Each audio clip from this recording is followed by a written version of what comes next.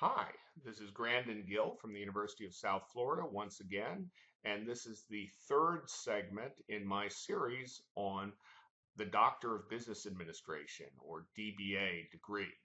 And in this particular segment, I want to talk about what most of the recent executive doctoral programs or DBA programs have in common.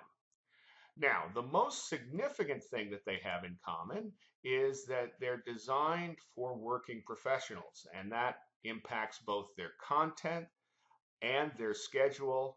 They are part-time programs for the most part, which is very different from, say, a PhD program.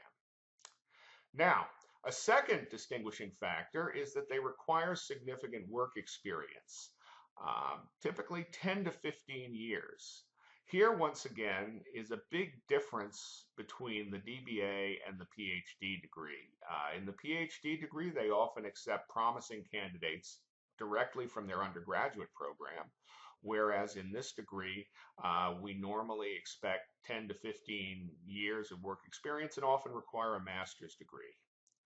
Another important difference between this program and traditional PhDs is that students take their courses as part of a cohort, which means that you move through the entire program, which would typically take about 3 years, uh, with the same group of students. This proves to be very important because normal PhD programs typically have a very high attrition rate.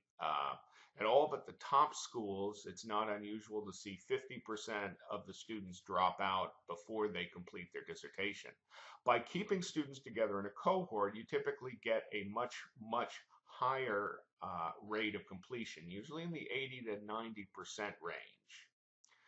Another important distinction is that they're conducted with a series of short residencies, usually 2 or 3 days over a weekend, maybe once a month. Different programs have slightly different schedules, but they're all along the same lines.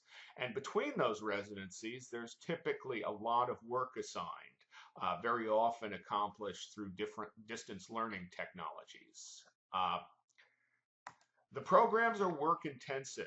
Most of the programs talk about 10 to 20 hours of outside work every week. And one program at least talks about 30 hours a week of outside work. So if you add that up over a 3 year period, you're probably talking something like 2,000 hours of work. But such work is necessary if you want to maintain the rigor of the program. But it's not a good idea to join one of these programs if you do not have any time to spare. The programs usually have a dissertation requirement, but it's often more flexible than that which you would see with a PhD. For example, a project based upon research might well be considered acceptable as opposed to a traditional dissertation or maybe a series of papers in uh, trade journals would count, whereas it might not in a normal PhD, because these degrees are much more practice focused. Uh, the degrees have a substantial financial commitment. The cost of the total programs right now typically are in the $75,000 to $150,000 range over a total of 3 years.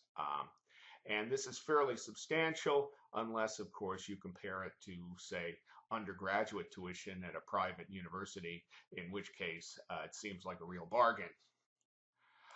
One of the most important things about these degrees is that they're not typically intended to prepare students for tenure track positions at a university.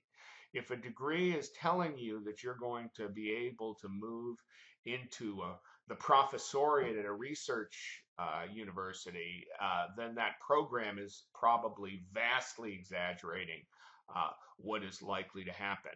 Uh, right now, tenure track positions are extremely competitive, and it's very unlikely that someone coming out of a part-time program is going to be offered such a position unless, of course, their professional experience would justify it on its own. If you've been the CEO of a Fortune 500 company, then I think it's a pretty good bet that you could get an offer from a good university and maybe even tenure. But if you're a normal individual with substantial executive experience, chances are you're going to be looking more like executive in residence positions or adjunct positions if you want to teach a course or two. And I think that that is the most likely opportunity. So that gives you sort of a general idea of what these programs have in common. And in the next sequence in the series, we'll talk a little bit about some of the ways that the different programs actually differ from each other.